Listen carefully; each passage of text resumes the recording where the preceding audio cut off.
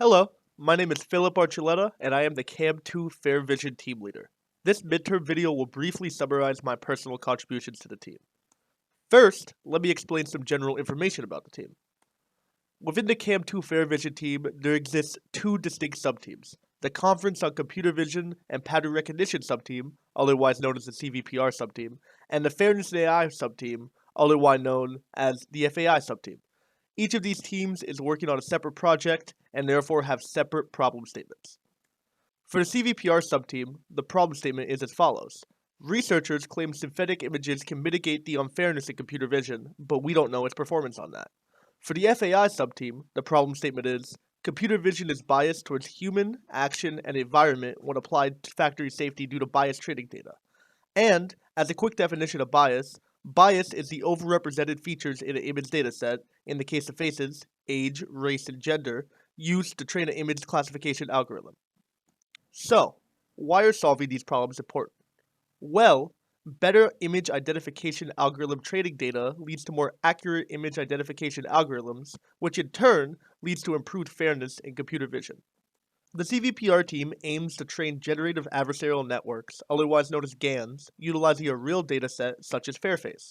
These GANs will input a feature matrix, which is a series of latent vectors corresponding to particular features such as race, age, and gender.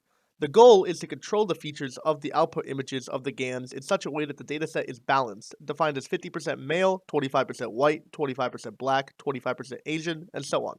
These theoretically fair and balanced output datasets will be inputted to ResNet, a facial recognition algorithm. ResNet will attempt to identify another set of real images, and the accuracy of this process will be compared against ResNet trained with a real dataset. The FAI subteam plans to first acquire unbiased training data in the form of real videos of persons operating factory equipment in a safe manner. Employing this unbiased training data, a neural network model will be constructed to actively detect in real time if a worker utilizing a machine is not following the most safe practices. This model will be deployed in real factory settings, and its effectiveness will be analyzed. Now, for a brief summary of my personal contributions to the team. Every week, I formulate the itinerary and lead our weekly Tuesday meeting, paying special attention to ensure that it is not rushed and all team members have a speaking contribution. In addition, I work with Xiao and Moya to determine the weekly tasks for every member. I created two Python files for dataset downsampling, one that copies every nth image from a source directory to a new destination directory, and one that renames every image in a directory to a standardized naming convention. This was utilized for testing Lime, an explainable AI program. These files were used to develop two datasets, UTK cropped and UTK fifth. The process of transforming UTK cropped to UTK fifth using the former of those Python files is demonstrated on the screen. I ran Lime numerous times with different configurations, each corresponding to a different image classifier. The data output for these Lime runs were confusion matrices, as shown on the screen, with the cell scores being the probability of a certain image classifier detecting an image as that image and not another. These matrices were utilized to determine which image classifier was the most effective, with effective defined as a high diagonal score and a low outside diagonal score. With confusion matrices corresponding to each image classifier in Lime, I was able to work with Austin and Esteban to analyze each matrix to determine the image classifier's effectiveness compared to other classifiers. With this, I was able to narrow the 7 potential classifiers of use to 2. The goal was to find the best classifier, and this was later accomplished by Austin. I coordinated with Xiao and Moya to revisit our project focus, eventually reaching what I presented in the first couple slides. We spent time determining, 1, if the project focus of the prior crowdsourcing team was innovative enough to meet the CVPR publication, and 2, if not, did we have enough time to make modifications?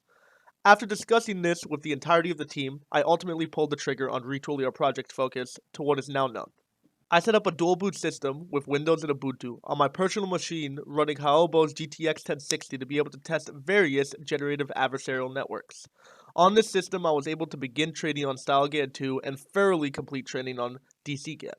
I work with Xiao and Moya to create a draft for Amazon's AWS AI funding proposal, and I contributed mainly by reducing Xiao's Sony funding proposal from approximately 13 pages to 5, only considering acquiring unbiased training data in the form of videos of machine use in workplaces, rather than the full workflow detailed in the Sony proposal. Additionally, I edited sections as needed and subsections were moved around in compliance with Amazon's template. The Sony proposal covers the full scope of the FAI project, which has been covered earlier. Once again, I really do appreciate the opportunity I have been given by Gore, Kai, and Dr. Liu in being able to lead this team. It is probably the thing I am proud of most since I have been at Purdue, and I think about it every day how I can push my team to new heights.